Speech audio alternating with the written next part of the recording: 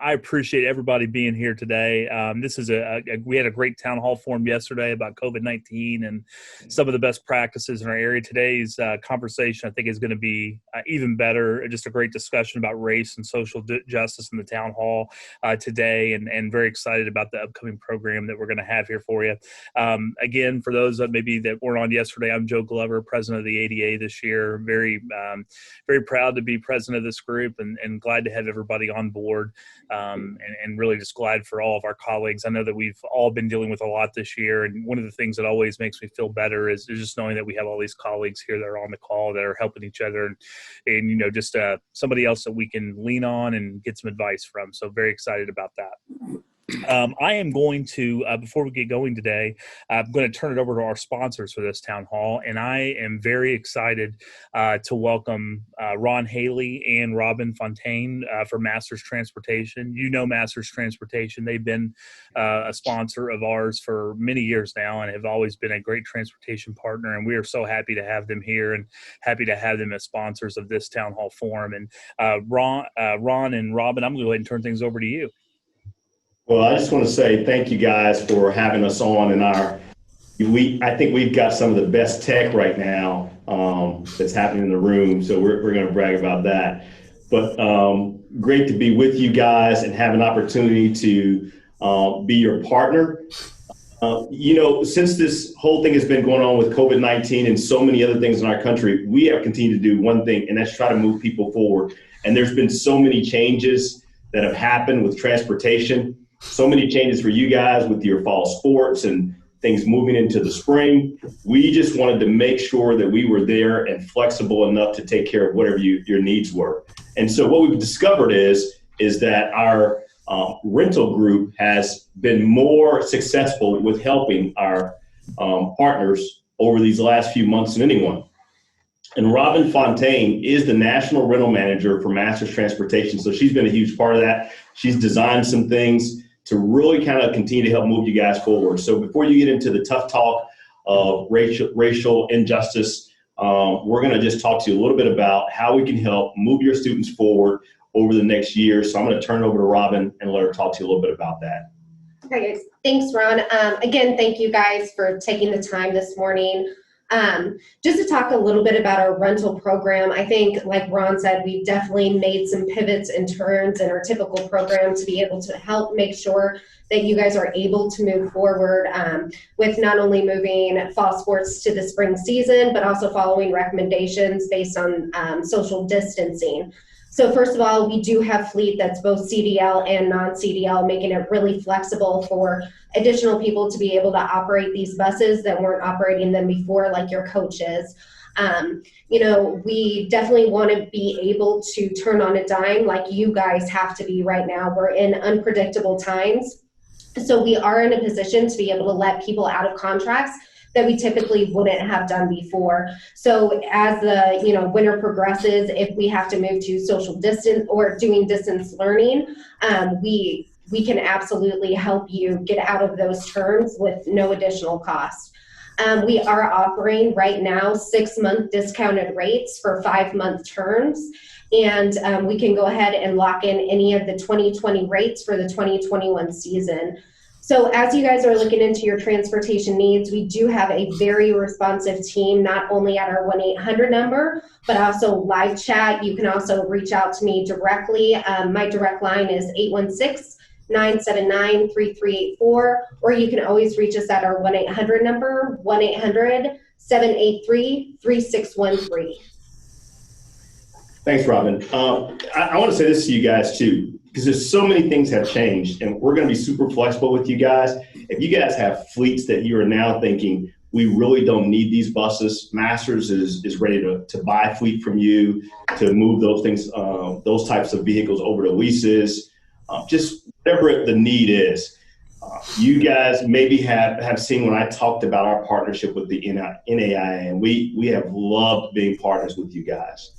And during this time, we want to continue to be a good partner. We want to sit on the same side of the desk as you and make sure we do what's right for your institutions. So reach out to us. Hopefully we can get to see these sports teams playing over the next few months. And We know you're going to have to travel in these different directions, and you're maybe not going to fly as much. So whatever we can do to help out, let us know. And we're going to continue to meet with your corporate office here for NAIA and just find out how Masters can be the best partner possible for the NAIA. We do hate that we missed the tournament and didn't get to coach a team this year. And we hate that you guys didn't get to have barbecue with us. But all of that will come in the future, I think. But for now, we'll all be flexible and move you guys forward as best we can. Thanks for the time. And I'm going to hang out and just listen to your conversation. I'm going to let Robin go if she likes to, because she had a lot of work to do, and I drug her into this meeting. But thanks, guys. Thank you. Ron, thank you. And Robin, thank you so much. I mean, Masters Transportation, you guys have just been phenomenal and such a huge supporter of the NAI and of our Athletic Directors Association. And we just can't thank you enough for the time and the flexibility. It really means a lot to us. As you know, we've worked with many partners across the country, and some have been more flexible than others. And I think that flexibility that you've always been known for has really shown itself, and it's really meant a lot to us. We can't thank you enough. And Robin, it's very nice to meet you, and glad that you've joined us as well. Yep. Hey, Ron and Robin, before you go, do you want to just drop your contact information on who people should reach out to if they got questions in the chat, in case somebody's got a transportation issue or need? They can just get your information right here and jot it down and circle back after the meeting or whenever they have some time. I'll put that in there. Perfect. Thank you. Thanks, guys. Really appreciate it. Now we're going to turn things over to Jason Horn. Jason is our third vice president of the ADA, and he's been leading one of our new committees, or committee structure this year on inclusion and diversity. And Jason's done a phenomenal job already in a short amount of time, and we know he's a leader on this topic around not only our association in the NAI, but also nationally with MOA and everything that he's done, for actually, all of our campuses and all of our institutions of higher learning. So very happy to turn things over to Jason. He's going to introduce our guest speaker today and maybe some members of the committee. Jason, thanks again for preparing everything. And thank you for having the iPad today, sir. We are going to hear you loud and clear, and we're very happy about that. But I'm going to tell you, Joe, my screen is frozen right now. So like the participant list is smack dab in the middle of my screen, so I can't see anyone. So if I disappear and come back, that's why. But again, for those of you that don't know me, I'm Jason Horn. I'm the Assistant Vice President of Student Affairs at Xavier University of Louisiana, as well as the Director of Athletics and Recreation. I serve on the board of the MOA group, which is the Minority Opportunities Groups in Athletic Administration. And I also chair the subcommittee on inclusion and diversity within the Athletic Directors Association. And I want to give a quick shout out to Kevin Jenkins with Lyon College, Arabi Connor with Ottawa, Ed Lahotek at Bellevue, and Ernest Jones Florida Memorial. They also serve on the committee with me and helped us put together this program today. And one of the things that I thought about when we discussed doing the town hall was, who outside of our faces that we see all the time, who could join us and help us with some of our discussions and help answer some questions and along those lines. And I immediately thought of Glenn. Glenn Caston's joining us today. He serves as the Social Justice and Inclusion Officer here at Xavier. Prior to his tenure at Xavier, he worked as a program director at a nonprofit that addresses food and health inequities, wage disparities, and equal opportunities for minorities. Currently, his work includes the development and implementation of social justice and inclusion programming here at Xavier, geared towards preparing students to address issues plaguing communities across the country. And one of the things, he also serves as our head cheerleading coach here. So, and that's where we first got connected is he joined us as our cheer coach, and he also cheered at Tulane down the street.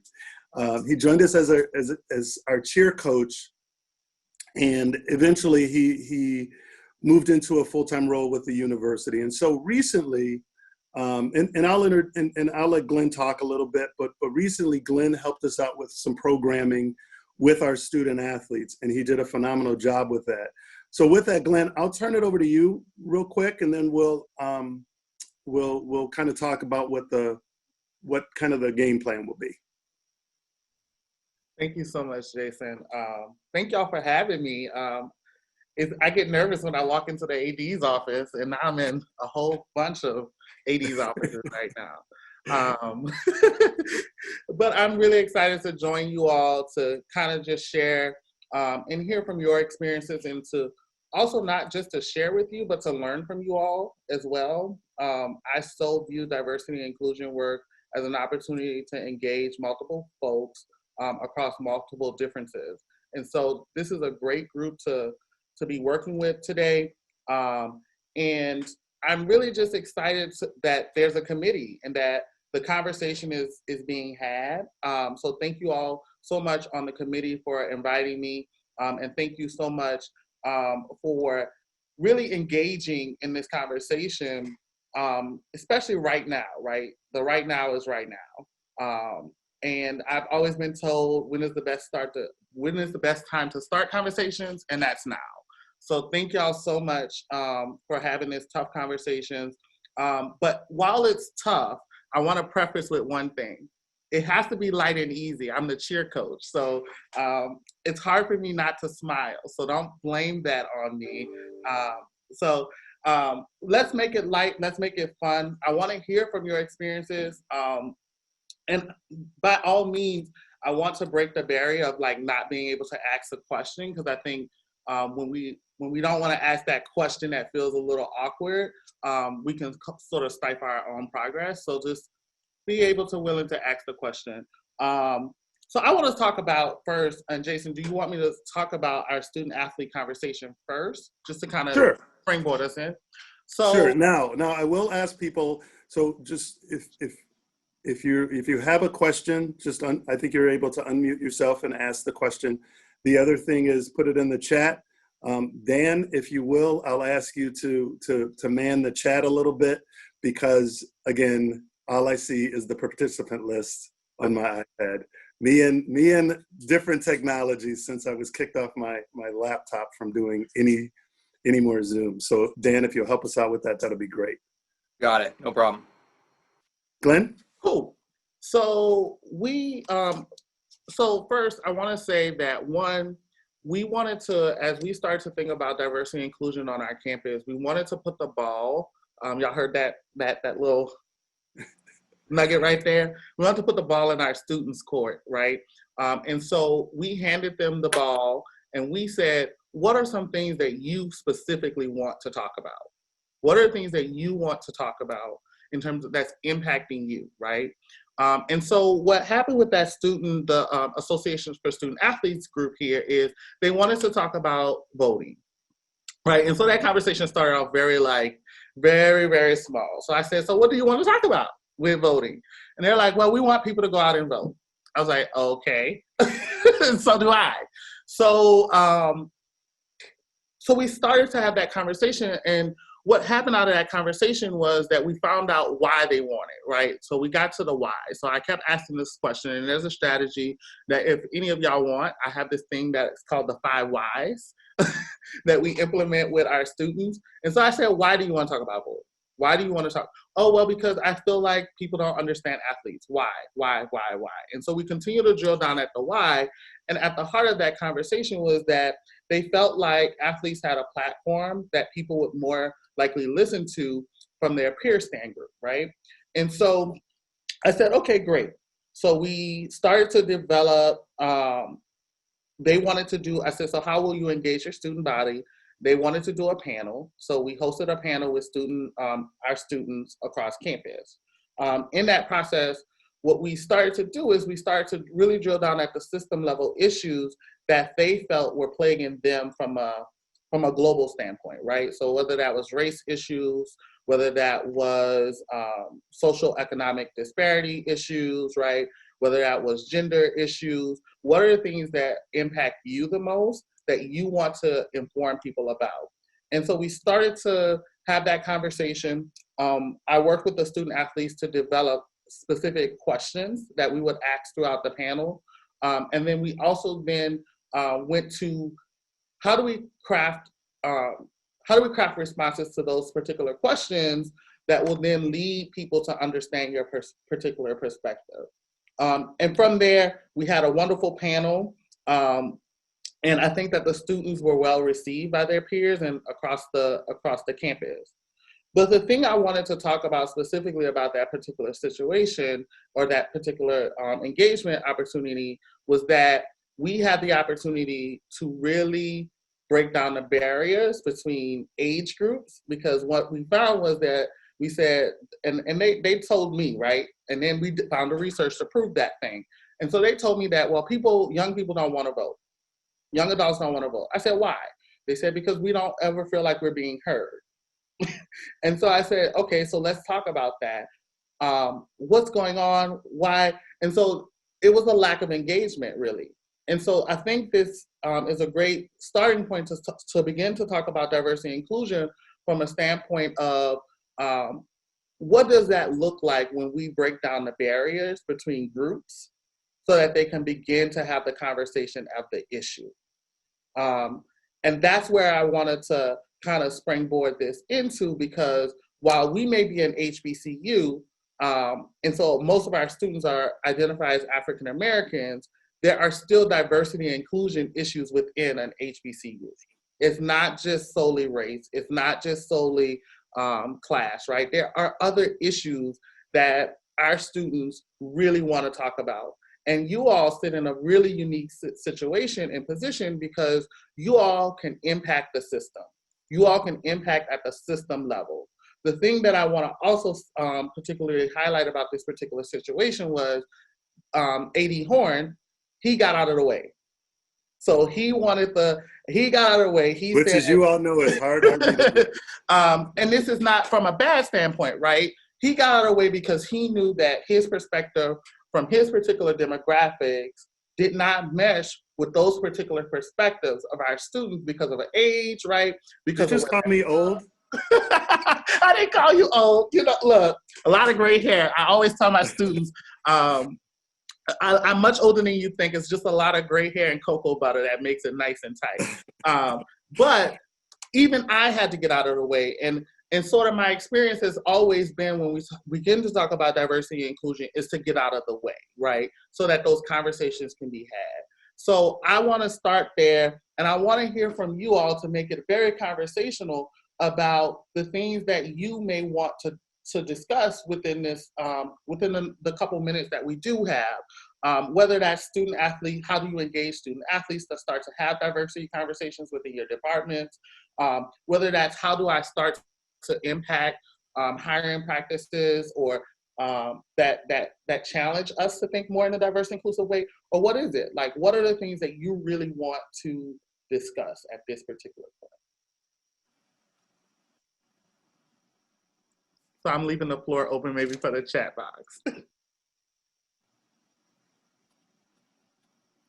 I can't see anything else on my screen, but and just so everybody knows, yeah, our associate athletic director, Kim Gallo, she works very closely with Glenn and our spirit squads and our association of student athletes, and it's really become a pretty solid group. So when we did this chat with our student athletes, we actually had a little bit more than 300 of our students tune in, which was really exciting for us because, as you know, there's many times you do some of these things on campuses and it's an audience of 20, and so it was very good from that standpoint.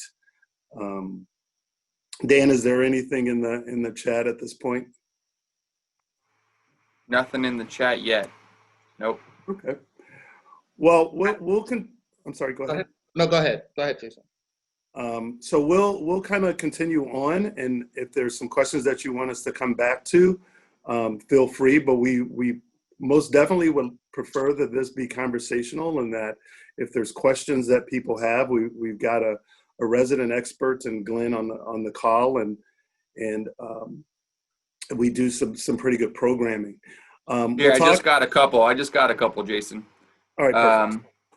Samantha Fleet, do you have any advice on how to navigate peaceful protests during the national anthem? I got a couple more, but we'll start with that one. So I'll start first before we turn it over to Glenn. So for me, in my travels, and I've worked at Big Ten schools, I've worked Big East, I've worked D1, NAI, NBA, and my thing is as long as people are not injuring themselves or injuring others, you've got to kind of let people use their, to use kind of the cliche term, to use their voice. And that's what we do here. And we had an instance with one of our teams here where the coach, when people just decided, okay, I'm going to take a knee. Well, the coach took it upon themselves to have the conversation with the team ahead of time to say, well, why are you doing it versus just being symbolic? And crafted it into a conversation with the team. And this was a team made up of people from various backgrounds. And it turned out to be a very good discussion amongst that team. And we moved forward with it. And Glenn, I know that you've had some experience with that because cheerleaders want to step out. And I'll let you kind of deal with it, give your answer. Yeah, I think that's just like right on the head there. So one of the things that we do talk about our students, one of the things that I do talk about with all of our students across campus, including athletes, is what is really protest, right? And what comes with protest, because it is a right to protest things that you feel are injustices. That is a right. You have that right to do that. And understanding that typically, historically, protests have come with consequences, right? Whether that's consequences from external, like the fans, particularly, as we're seeing in many places, and whether it's consequences with your teammates, it comes with a consequence. One of the things that I challenge our students to be prepared for are those consequences. Now, consequences to me they're neither bad or good, right? Because that's a choice.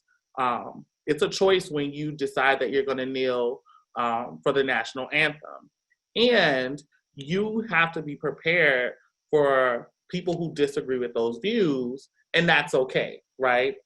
So fear, and so one of the things that I talk to the student athletes, I just talked to some of our track athletes about it. Actually, they were like, well, Coach Glenn, how do you feel about when people kneel for the national anthem? I was like, would I do it?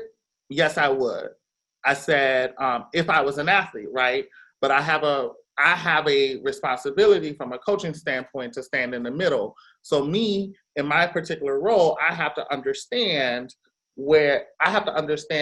from my leadership perspective that I stand in solidarity with both sides, because I have two sides, right? I have people who don't on my team actually who will not kneel for the national anthem and will say, I don't want to kneel for the national anthem because they're whatever their rights. And then I got other folks who are like, I want to kneel, right? And that is still okay. However, when we educate our students, we need to be able to say, okay, doing this, it's your right, and it comes with a consequence that you may not be able to control. One of the things that one of the basketball players, when we were having the ASA group panel, and Kim definitely could speak to this because she was there, said that, well, I'm afraid that I might not get an offer to go pro. And, in my head, I'm like, honey, that's not guaranteed anyway. Okay, but that was a concern for her, right? And I said, so when you do make those choices, let you know, I need you to know that might be a ramification of the choices that you have made. And really spending the time to educate our athletes for what happens when they do participate in protests, when they do engage in civic, I call it civic disobedience in a way sometimes, whether that's protesting out on the street or whatever, it does come with a consequence. Right, and for those of you that know her or knew her, and when Sister Grace Mary was on campus, no one kneeled, no one didn't stand.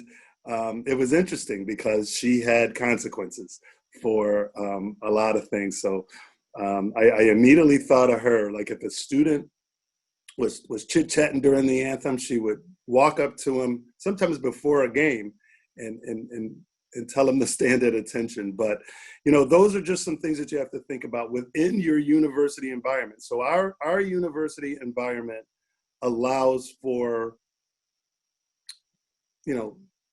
people to be free thinkers in many ways. In some ways, the students will tell you we don't. And some ways it's manufactured. I think I remember there was a school within the NAI that said if people were going to kneel at the game, they didn't want to play them. And that's their choice. And then there were teams that said, well, we're just not going to play you. And, those are when we talk about like the consequences. So I don't know if we answered your question, but, to me, you've got to let students be students as long as they're being students within their space and they're not harming anyone else. Thanks, Jason. One more here in the chat box from Chesney. How do you manage student athletes' feelings or frustrations right now in this time of racial awareness when they feel like they're not being heard? I can go, Jason. So I would say I have three responses to that. The first response is, please use your campus resources. So we're not trained as counselors to that extent. I've had kids who have, and I call them kids because they are kids to me, but I've had our young adults who have had mental breakdowns, right? Because of the political climates in class, right? Because they're anxious, right? Because there's some level of uncertainty. So I always refer when I notice any type of, because feelings can go to the mental health piece of this, right? I always refer them to our counseling and wellness center. There's another thing that I always do too.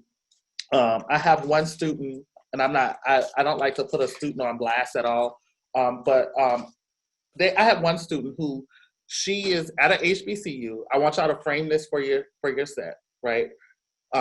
She's at an HBCU, she's on the cheer team, and her family are Republicans. And that's fine, right? But she doesn't necessarily know how to navigate those conversations with her teammates. Like, these are her political views. This is where she has come from. This is how her family, this is just what their family believes in. And that's okay, right? So I asked her, I said, well, how does it make you feel when you hear your teammates having conversations about politics? And what she said to me was, she said, it makes me feel anxious. So I'm holding this up, and I know that you all can't see this, but I use this with all of my students. It's called the feelings wheel. And the feeling wheels help me to drill down what is it really that they're actually saying. And so us adults, all of us on here, Jason don't talk about his feelings to me, but I will say that I drill down, and the feeling wheels help me to understand, because we're all adults and we have sort of adapted this sophisticated language, right? And so we say, oh, I'm confused, when really that's making us sad, or oh, I'm anxious, when really that might be mad, right? Depending on where it falls on the feelings wheel. And so I drilled down, and she said, it makes me mad. And I said, so why does it make you mad? She's like, well, it makes me mad because like they don't like, it feels like they don't want to hear my views, or like I don't feel like I can be included. I said, so that means that a boundary was crossed, so that you need to reset a boundary with your team members, right? And so this is like part of a training that I also do. So if anybody wants to kind of connect with me later on, I can teach how do we use the feelings wheel to really drill down at these issues, so that you can be able to start to have these conversations more intentionally, right? And so I said, well, you need to reset a boundary with this particular student, with those students, and say, hey, maybe you don't want to talk about politics in that circle, right? That might not be the circle that you want to talk about politics in, and that's okay. But being able to have the conversation about what are the alternative behaviors to engaging in those particular circles that you may not necessarily identify with is very critical. And that's to all of us, right? That's not just for student athletes. Right. One of the other pieces of that Glenn said earlier, and I challenge everyone, even if you assign it to somebody on your staff, find out what the best resources that are available to students on campus. And when you have your beginning of the year conversation, or you're putting together your handbook, it's in there. Because sometimes students just won't ask you, but if they have a resource that they can go to and look in a book and have a to go see a counselor. I had a student who, it was, meeting, they had an issue on campus with another student, and I had to reprimand the student. But I said to him, I said, look, if you need to speak with someone, let us know. And I gave the person my cell phone number after, and they didn't want to say it in front of their coach, but they said, yeah, I really do want to talk to someone. Now, I didn't let their coach know. To this day, that coach does not know that this student sought counseling off campus, because, again, a lot of our student athletes, they like when Glenn mentioned consequences, they really think about, how can this impact my playing time, all of those things. And we just have to be, as administrators, we have to be a little bit more conscious of it, especially in a race space, in a diversity space. I mean, it's really interesting. We've had some students that they don't tell their parents anything. I had a student athlete one time, their parent didn't even know that they were a student athlete, which is wild to me, but they never told them. I mean, it is amazing, some of those things. But please enter some more questions. Yeah, we got questions pouring in now. Here, we'll get to right, some cool. of them here. They're definitely starting to come in now. People are starting to kind of get in the flow here. Unless this they is come from Adam Johnson. If it comes from Adam Johnson, just delete and move forward. I blocked him, so don't worry about that. Question, and this is kind of looks like a question for kind of Jason and Glenn, and maybe just the whole group on a best practice. Scott Barker from the AMC says that they're working with their ASA and how to raise awareness at the conference level, looking at using their social media accounts, but just wanted to hear from the group at a conference level. Is anyone else doing the same type of thing, and kind of how are you raising awareness on this topic? So I'll make the first comment on it, and then if there's any commissioners on or people that are involved with conference ASA. So coincidentally, we just had a conversation. Me and Kim Gallo here on our campus had a conversation about engaging our conference level ASA a little bit more and getting more involved on the national level, because we have some pretty sharp student athletes that want to get more involved on a global basis. And so we talked a little bit about how to do that.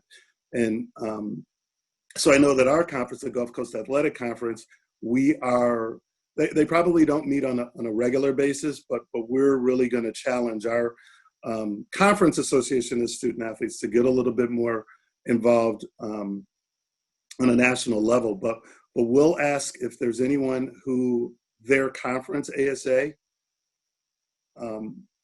does some league-wide engagement. Bueller.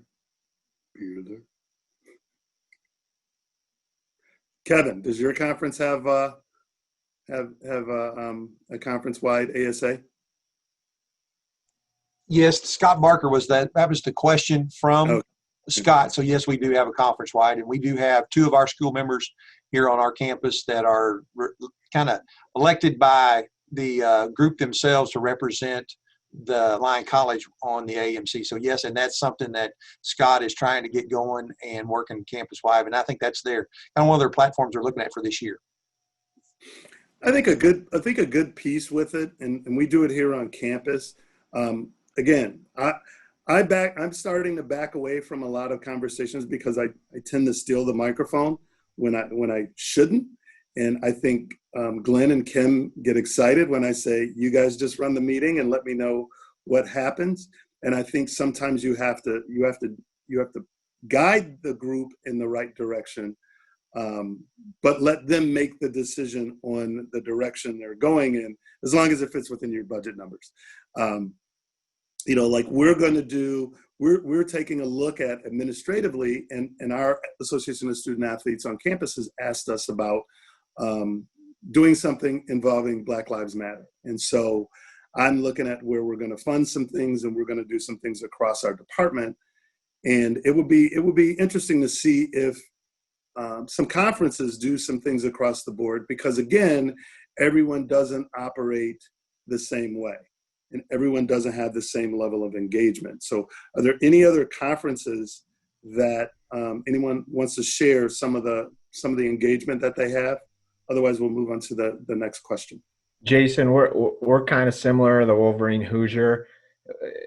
Dearborn, with the help of our Assistant Director of Student Athlete Services, we've focused on the Student Athlete Advisory Council, having social justice initiatives, which, like what Kevin said, we have 2 representatives that are then working with the conference and other members. So hoping that we can institute and have some success on our campus, and then continue those conversations at the conference level with those representatives. So, it's in the early days. It haven't really been, outcomes for the conference level yet, but hoping that we can start on our campus and then continue that with the conference. Okay. Right. If no, oh, sorry. Someone else. I was just going to include what the GSAC was doing. Mike Daniels and Lucas Armstrong doing a good job of leading us in that. We funded a DEI internship for diversity, equity, and inclusion that was just launched and opened up about a month ago, which I thought was fantastic.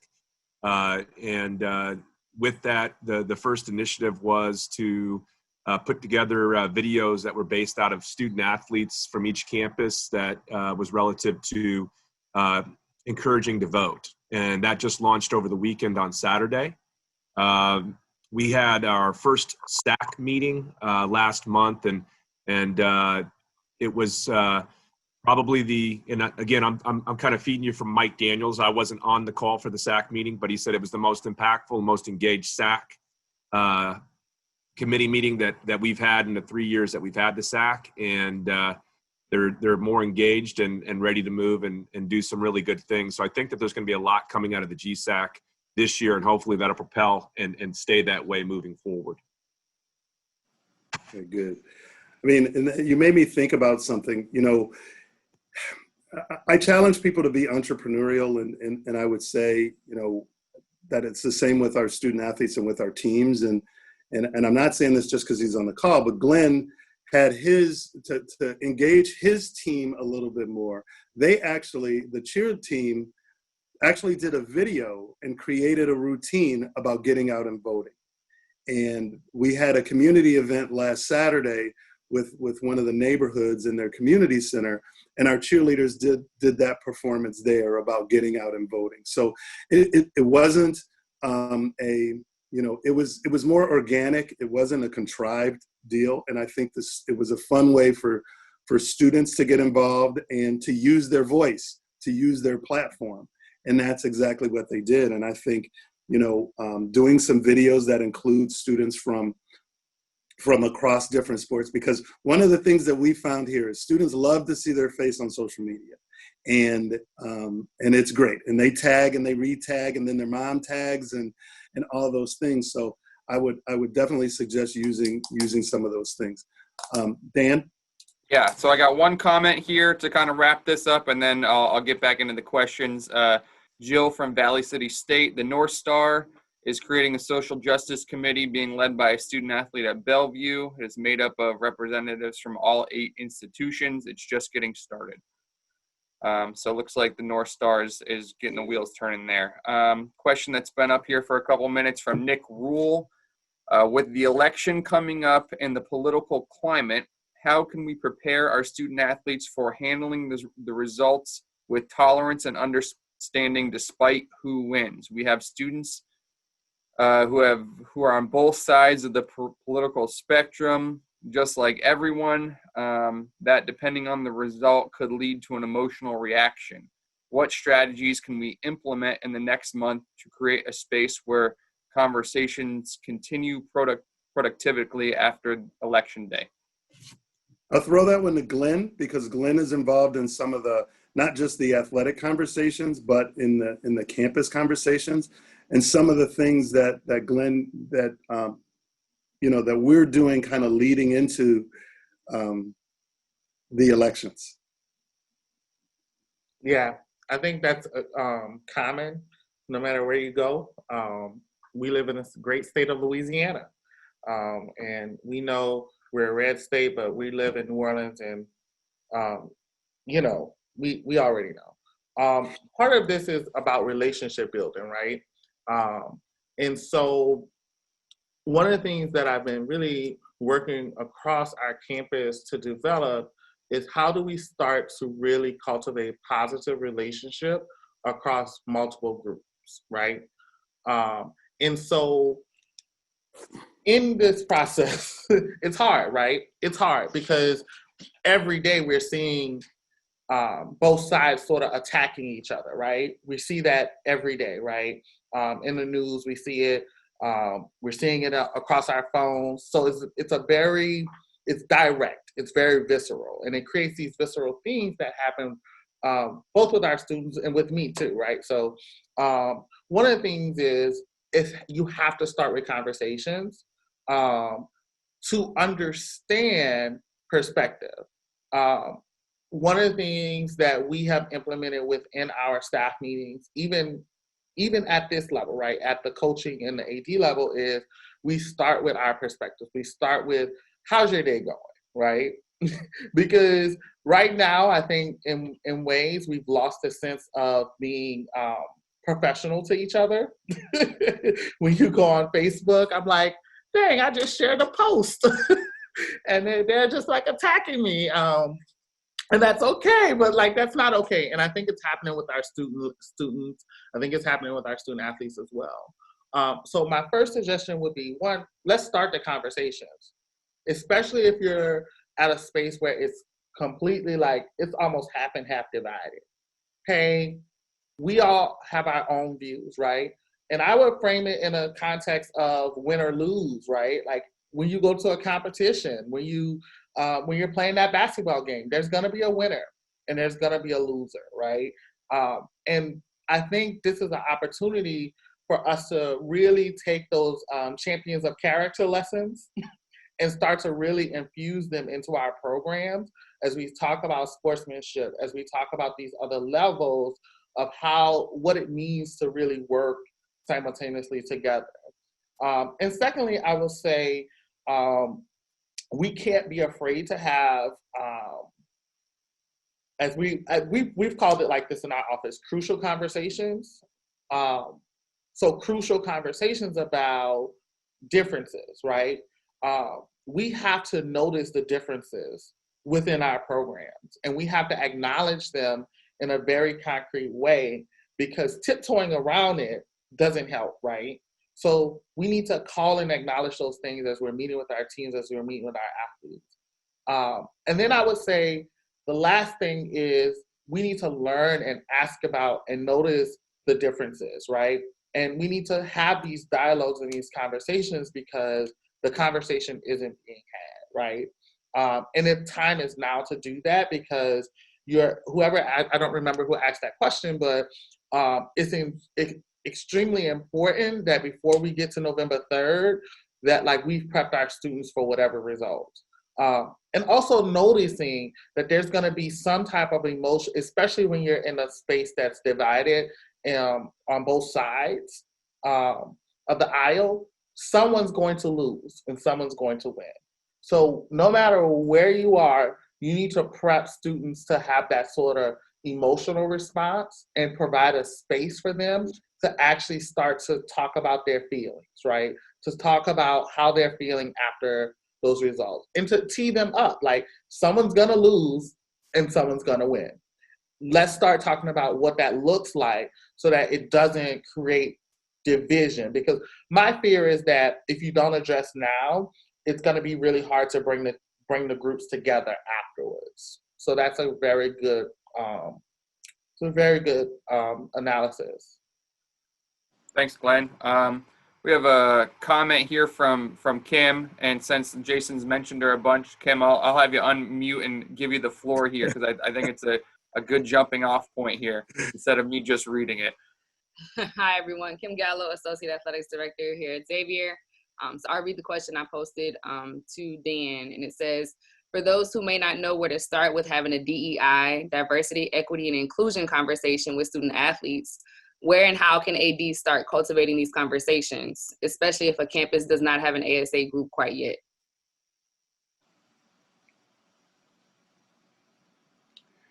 So, Kim, you're saying how do you have the conversation without the student group? Right. So how do they begin to start having these conversations if they don't have kind of a student leader group within the athletics department? Well, from my standpoint, I think you put it out there to your student athletes that, hey, we want to get together. I mean, obviously right now we're in the world of Zoom, so it's funny. I've already adjusted to. So you set up a Zoom, but no, it's really, you may have a social hour where you invite your student athletes to participate, and as you know, on campuses, you got to have food. So if you have food and you invite your student athletes, I think that would be a good point. And you're going to have some leaders. There's leaders within your athletic department. Everybody doesn't want to be vocal, but they do want to be involved. And I think that's a good piece to starting some of those conversations. So, when I got here, we didn't have an association of student athletes. Then we started one, and it kind of died on the vine. And then Kim asked me about, hey, let's what is this? And let's restart it. And she got together with Glenn, and they put together a plan, and they recruited some students to join it. And we didn't make students join it. We got some nominations from coaches, because coaches will tell you who's kind of the more vocal leaders on their squads. You may think you know it and you don't know it, but we've got some folks that, and you got to hold people accountable. There's one or two people that joined our group and then they missed a couple of calls without good reason. And you guys have heard the expression, the bless your heart conversation. I think Kim had those bless your heart conversations with those few students. But there were people right in line that wanted to be involved as we continue to do our engagement. So I think those are good ways to do it. I think if you have, I guess it's quote unquote icebreakers with your student athletes, and you ask your coaches, who should we approach about being involved with this? And sometimes that's the jump starter. I think I just wanted to add to that, because I think it gets at the other side of who's on your staff to lead the initiative to help to sort of cultivate the students and bring them all together. One of the things that Kim has done a great job at, because I've had the wonderful opportunity of working with those student athletes, I can't wait to do it again, is to make sure that the group has diversity on the group as well. So it's not just your kids who play club baseball. It's not just and now they're freshmen and they're coming in, right? So it's a diverse group and perspective that all of the students can start to come together to have rich conversations, because they are represented across diverse lines, right? So gender is there, right? So and then we have some of those students on there actually who, they're discovering themselves, right? So we have gay students there.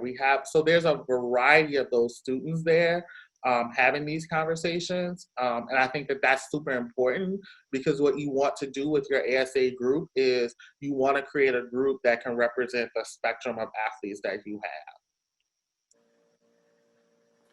Right. Dan, is there another question in there?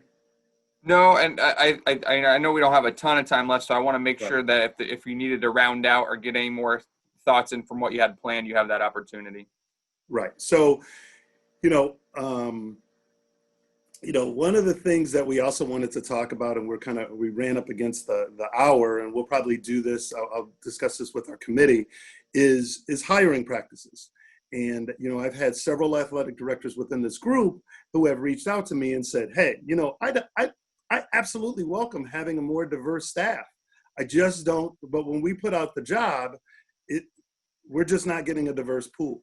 And, you know, it takes some effort, it takes some time, and that's what, you know, groups like MOA are for.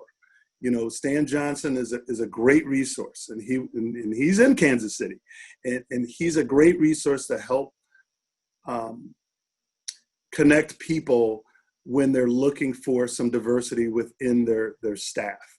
And I think that there was a couple of people, I know that there were a couple of athletic directors who said, look, I just don't know how to deal with this climate in America. And frankly, when I look across my administrative staff, it's just not very diverse.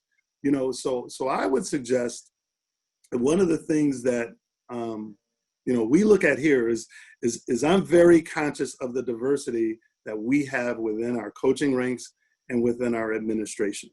And we're pretty diverse here at Xavier. And some people think that at an HBCU, it's all Black folks. It is not all Black folks that work here at Xavier. That all of our student athletes are African American. All of our student athletes are not African American. And we consciously do that. And administratively, we talk about it. And, you know, our committee, we're going to have more conversations, and hopefully we can have more roundtables that help you guys figure out how to have a little bit more diversity, so that when there are discussions that need to be had, there's some comfortability there. You know, one of the things that we talk about in the Black community is we like to see, you know, we're very visual. So as human beings, we're just very visual. And so you want to see people that operate within those spaces. You know, I had a young man on the MOA board who said, you know, he didn't know how to get a job in sports. And he's a grad assistant at Lawrence Tech, and hopefully I'm not putting him too much on blast. And he just walked in and they gave him an opportunity to be a grad student there. And he's gotten involved with MOA, and he's meeting more people, and he wants to have a career in sports, but he said, frankly, I just don't know how to do it. And so hopefully, you know, this year with this group, we can help everyone facilitate having a little bit more diversity within our ranks with the NAI. Glenn, I know we're coming up to, we got like 3 minutes to go. I know you've got a couple of parting shots that you wanted to have, and then we'll wrap up. Cool. So just to add to the hiring practices, I just want to say it has to be intentional. That has to be your intent. And you have to keep that goal in mind when you're thinking about diversity. One of the easiest traps to do is to just say we don't have the pool, right? I'm going to give one particular example. I used to be a high school principal before I took on this role.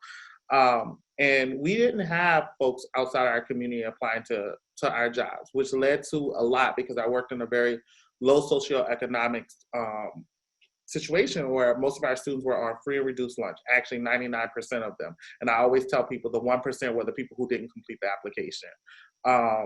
And so the people that we're getting in our schools were people who were coming from the community. But because of that that gap, we didn't have certified teachers. We didn't have any of those things. So one of the strategies that we did was we expanded our recruitment strategies for our staff. Similar to what Kim did with our athletic trainers, right? So it would be easy to just like look in the city for athletic trainers. She went outside the city. She looked outside to make sure that we're getting people who could represent a variety of folks. So we have African-American male, we have Asian folks, we have so that is super critical as you're thinking through, just don't rest on the laurels. Nobody's gonna, one of my colleagues, Dax Cox, he's like, nobody's coming out here. I forget where he's at Mount Mercy. And he's like, ain't nobody coming out here to work out here. And I'm like, don't rest on that. You can get people but it has to be intentional. This might mean including your postings in African American boards, employment boards. It might mean connecting on Facebook to put that information out. It might mean that you're talking across nonprofit organizations to see if there's people who've been working in a community or communities that you're looking for to actually have that change. So that's what I would say about the hiring practices. And finally, I'll say two things. That my last big notes was I want us to be able to parse through the differences between diversity, inclusion, and equity, because all of those things are going to meld together as we're talking about diversifying your departments, but also like really starting to have these conversations. When I think about diversity, and I'm gonna break it down Barney style as I tell my cheerleaders, we gotta break it down Barney style because baby, it might not be registering all the time. But when I talk about diversity, I think about adjectives, right? So I think about characteristics, right? So when you're saying I want more diversity on my staff, I want you to think about sexual orientation, religion, right? Socioeconomic status, gender, age, right? Those are characteristics. Those are the adjectives that I want you to hold when you're thinking to do those things. When you think about inclusion, this is the thing that I want you to think about. I want you to think about action. Inclusion is action. It's a verb, right? And so I use this analogy with the petri dish, right? So you have this petri dish, you have all of these the same dots in the petri dish, the same kind of bacteria, I say, in the petri dish, right? Inclusion is not just having the same thing in the petri dish, right? It's a mesh of having all of those things in that particular dish. Now, some of us get that confused with, oh, well, I have one or two. No, it's a multitude of it. I want you to think about all of those adjectives. So those adjectives need to function with action, the inclusion side of it, to create this sort of Powell Petri dish with all of these things represented. The last thing I want to say is equity, right? When you think about equity, I need you to think about breaking down barriers. This is and I'm not a baseball person, so please forgive me when I use this analogy. This is hitting it out the park, right? Diversity and inclusion comes first, and then equity is going to be your last layer that you want to add on. You think about hitting it out the park and breaking the barriers of privilege, oppression, disparities, and disadvantages. So this is going to come after you do those hiring practices on how you set the salary. That's going to come with that. It's going to talk about the benefits. It's going to help you to talk about parents, right? Is my staff parents? And what do I have to kind of include in that particular perspective? It's going to help you to think through, how do I create this space where this individual who I really want to be here because they add a diverse perspective can function in this space and be successful. And those are the three things I think that even when you're talking through your ASA group, when you're talking through all of these things that you can hold.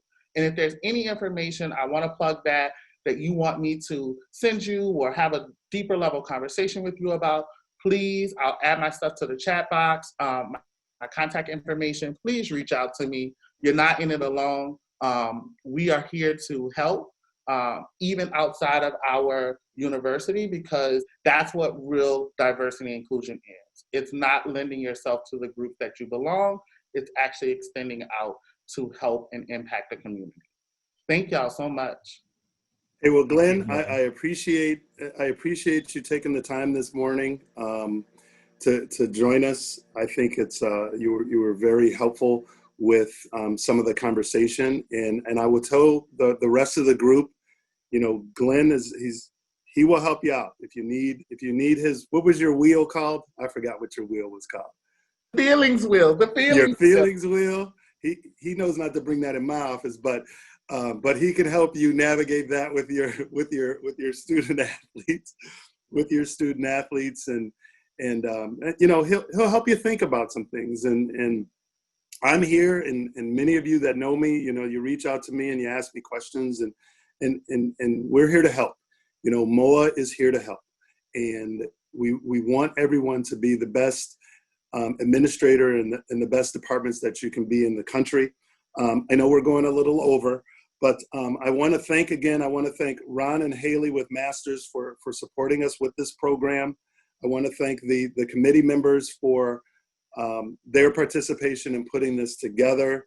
I want to thank Chesney and Chelsea and Dan, who listened to me rant on and on, even if they couldn't understand me with my other computer. And, this has been great, and we look forward to doing more programming in the future. Chesney, I'll turn it over to you for what's next for the group. I know that there's a couple of the next meetings. I know I'm putting you on the spot, just to remind people what's next on the agenda. Yeah, no problem. We've got the ADA Board of Directors meeting in about 10 minutes. So for those of you who are Board of Directors members, we'll start that up here in about 10 minutes. And in terms of sort of the broader group here, I think this is, excuse me, this is largely concluding our kind of fall meetings content. And certainly this is the second of our 2 ADA town halls here today for athletics directors and associate and assistant athletics directors. So no further town hall scheduled at the moment. The one thing I would direct everyone's attention to is next week, next Tuesday, and I'm sorry, I'm pulling up the time here. We do have a town hall from Jim Carr, the NAIA president and CEO at, let's see, at 10 a.m. Central Time, where he'll just be, in some ways, kind of giving what would normally be a bit of a state of the association type of address, just in terms of where we are at the NAIA and all that's been happening really over the last almost 18 months at this point since he's sort of given that type of update. So everybody is invited to come join us.